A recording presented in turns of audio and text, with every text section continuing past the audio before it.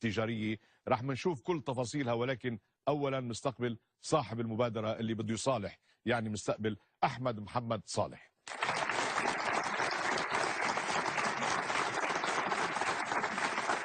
أهلا أحمد. كيفك حبيبي؟ تفضل. أهلا وسهلا بأحمد. اهلا وسهلا فيك. أخبارك؟ والله بخير الحمد لله. طمني، هيك جاي شوي شايفك متهيب الموقف. والله يعني انا بادرة شجاعة، بادرة شجاعة جاي مشان اصالح اخوي قدام الجمهور كله. نعم، وأنا بشكرك على شجاعتك، الله يخليك. لأنه شايفك هيك متهيب داخل على مهلك يا سيدي خلافك مع أخوك إن شاء الله بنقدر نسويه. هلأ رح لكم شو هو الخلاف. عنده أخوه اسمه وليد، أحمد محمد صالح ووليد محمد صالح. الأخوان كانوا في شركة، ووليد يعني عنده ملء الثقة بأخوه أحمد، وأحمد عنده ملء الثقة بوليد، ولكن وليد ساءت ظروفه الصحية اضطر أنه يسافر إلى الخارج، يترك الشركة بتسلم أخوه ويروح إلى الخارج يعمل يمكن عملية جراحية أو علاج مش عارف. مهم أنه لما رجع على عمان من السفر ومن الاستشفاء لقى أنه الشركة خربانة. أبصر أحمد شو عامل، بقى زعل من أحمد، تخانقوا، صار في قطيعة عمرها سنتين. ترك وليد ترك الأردن وإجا على مصر وتزوج من ست مصرية وعايش هو وياها، إنما أحمد حازي بقلبه القصة، بده يرجع أخوه ويرجع العلاقة مع أخوه. مش هيك أحمد؟ صح. خبرني أنت بغياب أخوك شو اللي صار؟ والله يعني مبدئيا بدي احكي اشي. اخوي هو مقام ابوي، هو اللي رباني. والدي رحمه الله عليه يعني مات وانا بسن 13 سنه،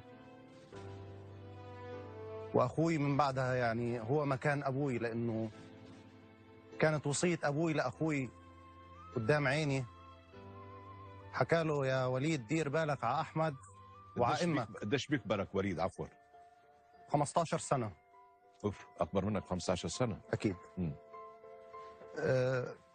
شاءت الظروف انه يعني انا انحطيت بشغل اخوي هو اللي علمني اياه.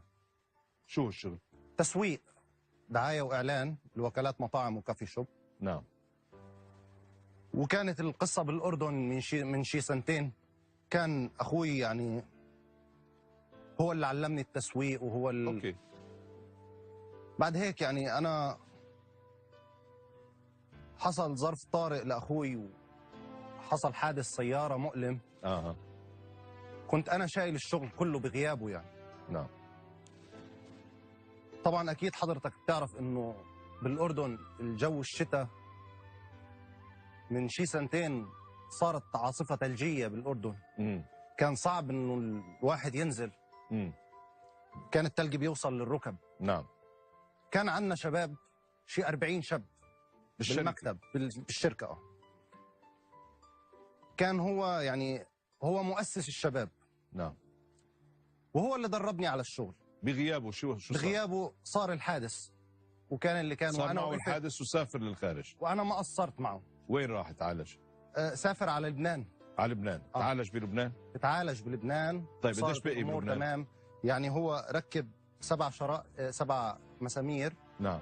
بمفصل الركبه. نعم. وشريحتين. كانت عمليه يعني كثير صعبه. نعم. ما كان في حدا يشيل الشغل بغيابه. وانا ما كانت الخبره كافيه. طيب ليش لامك هو؟ وين الملامه؟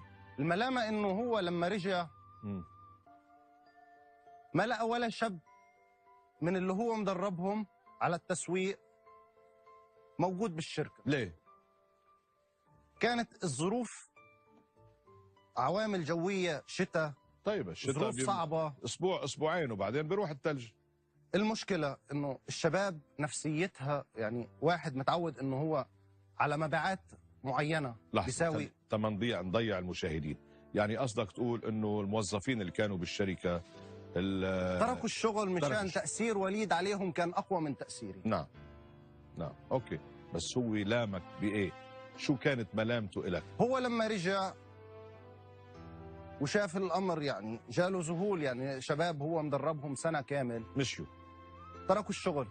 هل بسببك؟ حكى لي انت السبب. معاملتك لهم؟ والله انا كنت بتعامل معهم يعني التعامل الطبيعي ما بين قائد فريق وشغله. صار في خسائر بالشركه؟ اكيد صار في خسائر يعني. ماديه؟ اكيد. كم أكيد. تقريبا؟ يعني خسرنا شيء 1,800,000. يعني تقريبا حوالي 300,000 دولار. يعني اجى وليد صار عراق اكتشف- بيني وبينه. صار عراق. صار عراق. عراق بالايدي؟ لا كان عراق باللفظ، ويعني طولنا على بعض باللفظ. باللفظ ايه. وانا بتاسف له، يعني انا ما بقصد انه انا ازعل معه، ما بقصد انه انا اقصر بحقه، يعني هو مكان والدي. مم. هو والدي اللي امي خلفته. الوالده عايشه بعدها؟ الوالده الله يحييها عايشه معنا. عايشه. ومع مين ساكنه؟ هون بمصر، والدتي مع- مصريه وانا مع اخوك؟ بنروح بنزورها، يعني هي مع اخويا وليد. مع وليد. مع وليد. مع وليد طبعا. طيب هذا الخلاف ادى الى ماذا؟ هذا الخلاف مين أدى زعل من إلى الثاني؟ مين زعل من قطيعة. الثاني؟ زعل معي. اهنته انت؟ ما كان قصدي. ما كان قصدي يعني. مم. ما كان قصدي. طولت عليه؟ حصل. بس ما وصلتوا للايادي؟ لا ما وصلنا للأيام. ما وصلتوا. لانه انا بالنهايه عارف انه القصه كلها طيب. قصه مصاري وقصه شغل. اوكي احمد، هلا بهالسنتين ما صار في تواصل؟ الوالده ما حاولت تجمعكم؟ كل الاخبار اتقطعت. انا كنت لحالي بالشركه، احنا اثنين كنا شركاء بالشركه. مم. هو ترك هلا الشركه ماشي بالشركه؟ وراح بمصر، هون سوى شركه. مم. وترك الجمل بما حمل. الشركه بعدها مستمره، شركتكم بعمان؟ بالاردن انت عم بتمشيها ودايرها وكل شيء؟ كل شيء. ووضعها كيف تحسن؟ والله يعني الظروف الاقتصاديه برضو يعني ايه. مش لطيفه بالاردن. بس ما رجعت مثل الاول الشركه يعني؟ لا. ما رجعت. لا لانه كان وليد هو المدير، يعني كان هو. طيب هلا شو بتتوقع من وليد يعني بس يشوفك هيك شو ردة فعله راح تكون؟ بتوقع انه مش هيرضى يسامحني. اذيته هالقد؟ انا ما اذيته، ما كان قصدي اذيه. بس هو صعبان عليه انه هو اخوك الكبير، طولت برضو اخوي عليه. الكبير يعني له اتجوز فضل مصر عليك. هون. اتجوز ما له زمان وخلف. مم. وانا ما شفت ابنه وما حضرت عرسه. مم. ما حضرته. مم. فاذا زعلان منك كثير. وانا جاي هون مشان اصالحه. ان شاء الله نقدر نتمم هذه الصلحه. نحن ارسلنا الدعوه لوليد، بنشوفها سوا.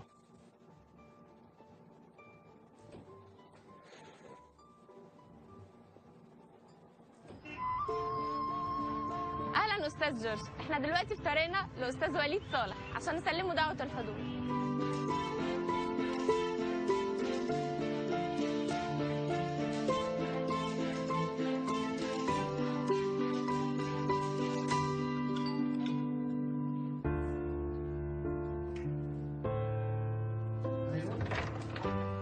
مساء الخير. مساء النور. حضرتك استاذ وليد صالح؟ ايوه وليد 40 سنه مظبوط؟ مظبوط.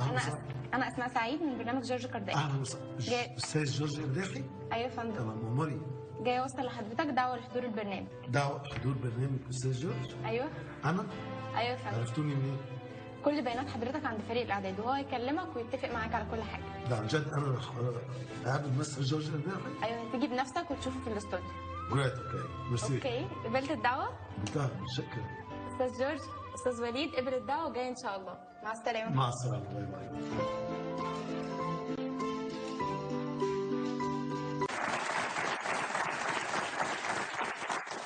بعد التجربة الخلافات بين الإخوة والأشقاء بتبقى كتير صعبة. معنا شقيقين اليوم بدنا نجرب نصالحهم. معنا أحمد إجا من الأردن بده يصالح شقيقه وليد.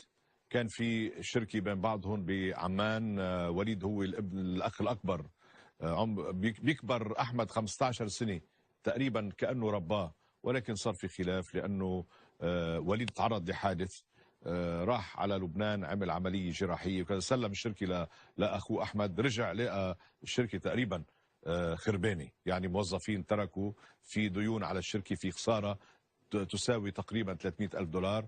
بقى زعلوا، تناوشوا مع بعض، في مشادة كلامية حصلت. يمكن أنا بشك أنه يكون أحمد أسيلخ أخوه أو شتمه وجرحه. لذلك وليد ترك له الشركة وترك عمان وإجا على مصر وتزوج بمصر. لهم سنتين في قطيعة بين بعض. بدنا نحاول نحن نجرب نرجع القلبين إلى بعضهم، الأخوين ما في غيرهم. أمهم بعد عايشة، الأب توفي من زمان. إذا وليد صار معنا بالاستوديو، بدنا نحيي وليد.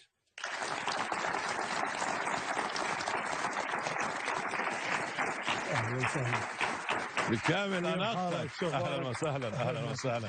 كيفك وليد؟ كيفك حبيبي؟ الحمد لله ما شاء الله عليك. تفضل. بكامل اناقه ما شاء الله عليك. ما عندك. الله يخليك. تسلم تسلم وليد. كيفك حبيبي؟ انا نار الحمد لله. نار ان شاء الله دائما نار. برافو عليك. الله يعزك. يا رب عليك. تسلم. انت لك فتره قاعد بالقاهره وتزوجت؟ تجوزت وعندي عبد الله ان شاء الله. عبد الله، سميت عبد الله ما شاء الله. ما شاء الله. ان شاء الله يعيش بدلالك وبيعزك. الله يعزك. الله يخليك يا وليد. شو عم تشتغل حبيبي؟ انا مدير لشركه دعايه واعلان وماركتينج. هيدي انت مجالك هذا. يا كيف؟ طمني. نار الحمد لله. كل شغل كويس. مصر ما شاء الله. ايه طبعا مصر اعلام فيلد كل شيء. صحيح صحيح. شعب راقي. ايه ما في شك. اللي شغلك هون افضل من عمان؟ والله الدعايه والاعلان وين مكان حتى تشجعنا بركي بنعمل شيء هون. تشرف على راسي 100 هلا. تسلم. افضل؟ مصر افضل دوله بالعالم تعمل فيها بزنس. والله برافو برافو. افضل دوله بالعالم. المصري اذا بتضحك بوجهه بتشرح كل اواعي. ما هو اطيب شعب، هن معروفين حبايب، هن ما بقول لك مصر سكره ليه؟ لانه شعبها مصري. شرف اني مصري. الحمد لله. يا سيدي اهلا وسهلا فيك. على راسي. انت شرفتنا بهالبرنامج. شرف لي اني شرفت فيك. شفتوا عم بتشوف المسامح كريم؟ المسامح كريم طبعا كل المتابعين لك. عم بتشوفه؟ يا لانه سالتها لساعيه البريد، قلت لها شو بده مني الاستاذ جورج؟ منك عارف. بس مبسوط اني شرفت فيك حبيبي. الله يخليك. وانتم حبايبي بالاردن كمان. انت عم تحكي عن مصر بس انتم الاردنيين كمان حبايب قلبنا. كلنا وطن واحد. وطن واحد نحن. وعرب. ليك حبيب قلبي نحن انا دعوتك لانه بتعرف انت بالمسامح كريم بيكون في شخص اخر هو اللي داعي. انا في شخص بتزاعل معه. ايه. مين؟ انت بتزعل مع حدا؟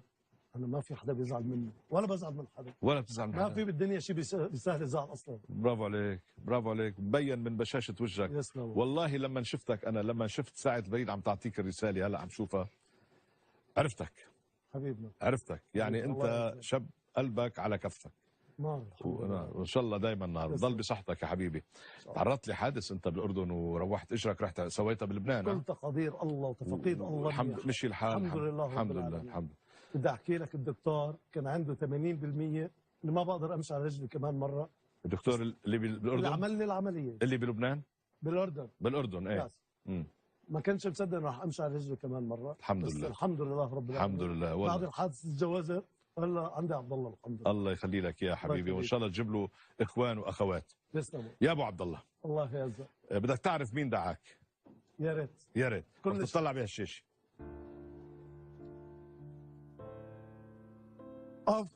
شو جابنا هون؟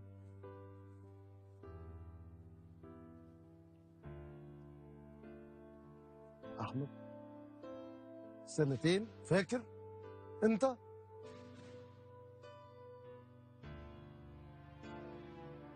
يا زلمه على الهوا بدك تصالحني؟ 2 ما شفت ابن اخوك. الله ينعل تاريخك. ابو عبد الله صدمه. حرام بس بالمره حبيبي ولا يمكن. بدي اقول لك شغله انت يا صاحب القلب الكبير. انت دخلت وجهك بشوش هيك، بدي يرجع وجهك بشوش مثل ما دخلت. اسمع بعت لك رساله. هيدا احمد اخوك الصغير اللي انت ربيته. احمد بيقول لك اخي الكبير حبيبي، يقولون في مصر مصارين البطن بتتعارك، لكن مهما جرى بيننا سنظل أنت أخي الكبير الذي وقف بجانبي كثيرا، أخي الذي أحبه أكثر من نفسي. لم يكن أي خلاف بيننا يستحق أن أثور أو أن أقسو عليك في الكلام، وهو خطأ لا أبحث عن مبرر له، فحتى ضغط العمل وخسارة المال لا يبررانه. غيابنا أتعبني وندمت عليه كل يوم، وحين عرفت أنك رزقت بعبد الله وأنا لست بجوارك بكيت من فرحتي لك ومن غضبي من نفسي.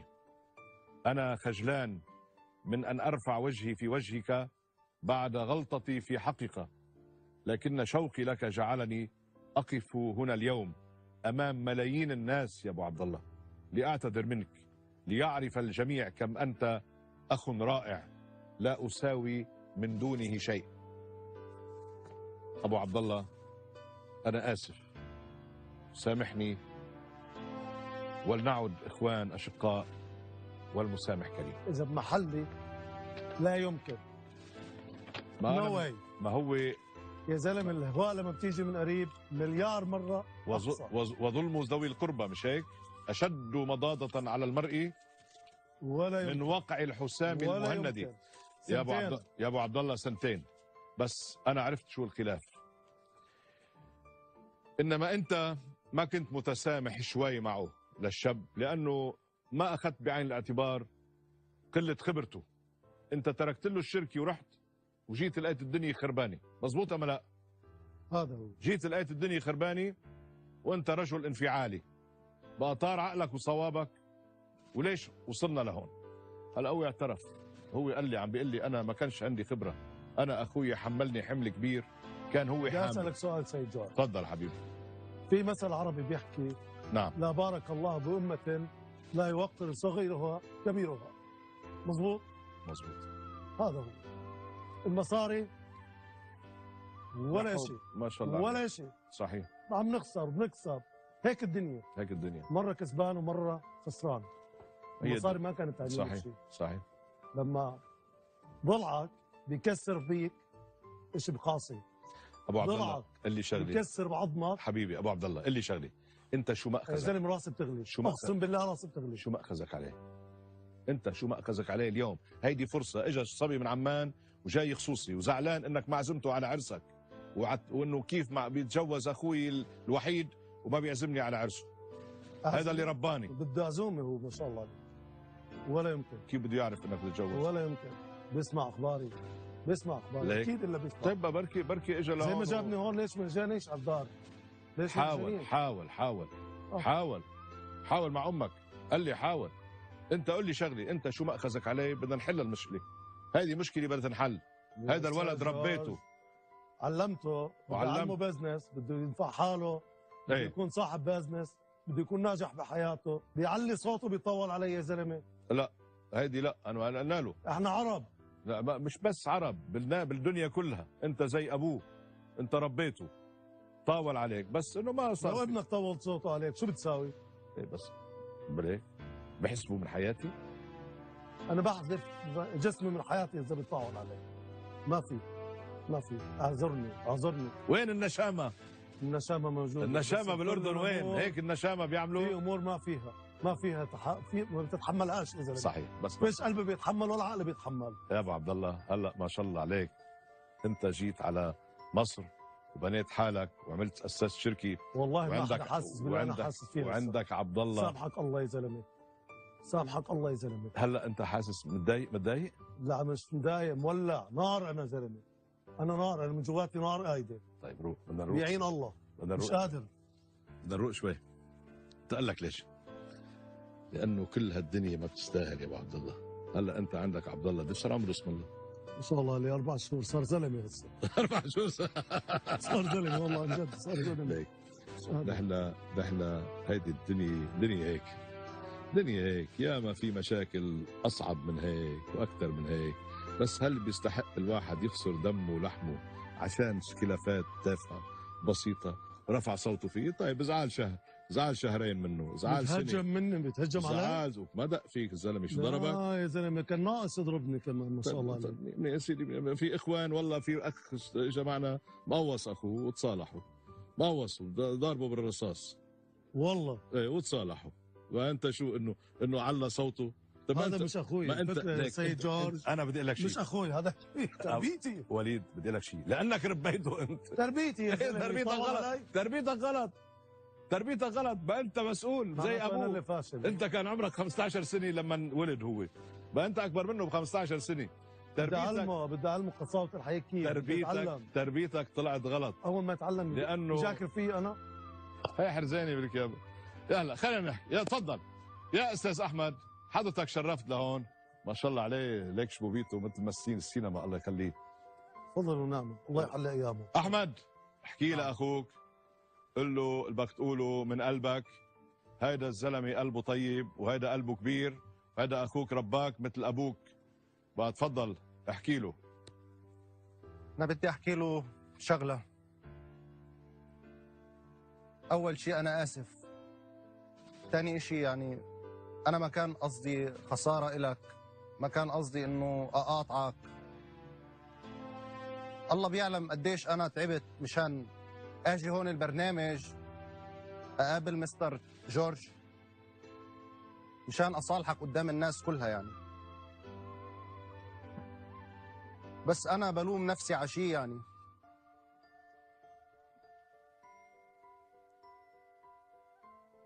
شو عذرك؟ انا بدي افهم شو عذرك.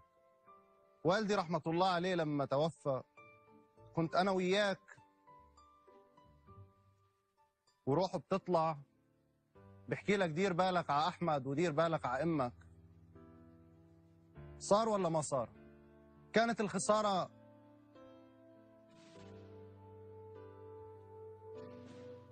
مصاري، فضلات إيدين يعني. كيف أبكي والدموع تزول، كيف أشكي والمشتكى مسؤول. لا أشكي منك إلا إليك، فأنت أبي الذي حملته أمي، وهذا أمر لا يحول. أنت والدي، ليش ما تخليني أشوف ابنك؟ ليش ما تخليني أفرح بفرحك؟ شو سويت لك أنا؟ تعرف قد إيش أنا بحترمك وقد إيش أنا بحبك، قد إيش أنت غالي عندي. بحكي لك يعني أنا آسف، سامحني قدام كل الناس، كل الناس سامحني. اذا سامحتك ما بتسامح حالك، اذا زلمه ما بتسامح حالك.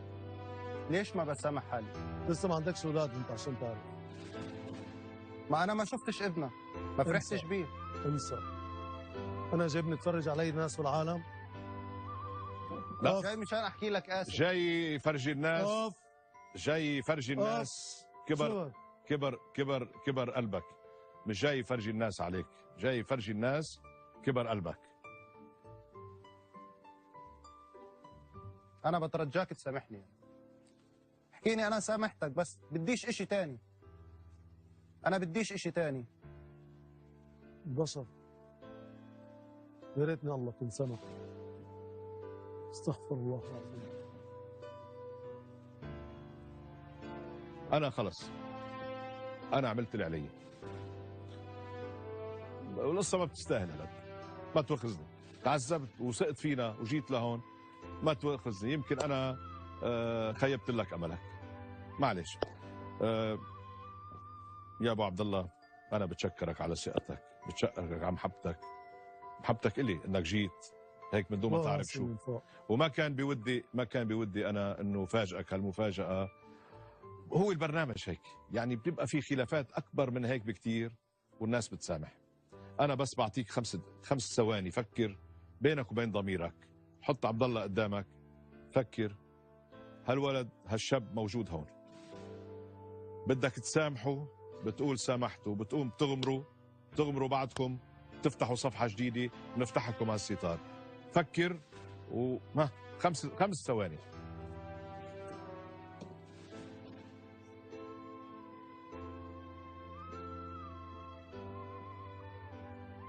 بسامح كريم. سمحت؟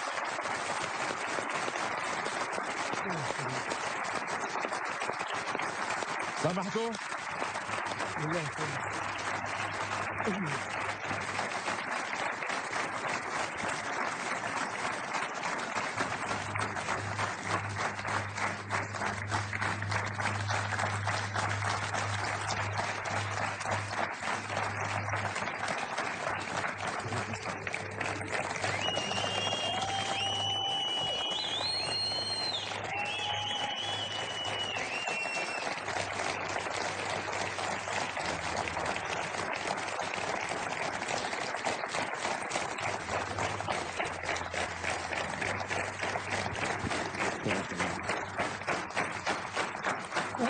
تعلم بخيل الله تعلم. يا والله انك صلب، ومنك وردة. انك صلب، وانك قلبك كبير، الله يعزك. والله ما بتستاهل القصه، وراح تشوف قديش راح ترتاح هلا يا ابو عبد الله. اكون بحضنك حبيبي يا ابو عبد الله. تسلم يا احمد، الله يخليك، الله يخليك لبعض. الله يخليكم لبعض. ما بدي بقى تتركوا بعض، خلص خذوا هلا لعند عبد الله.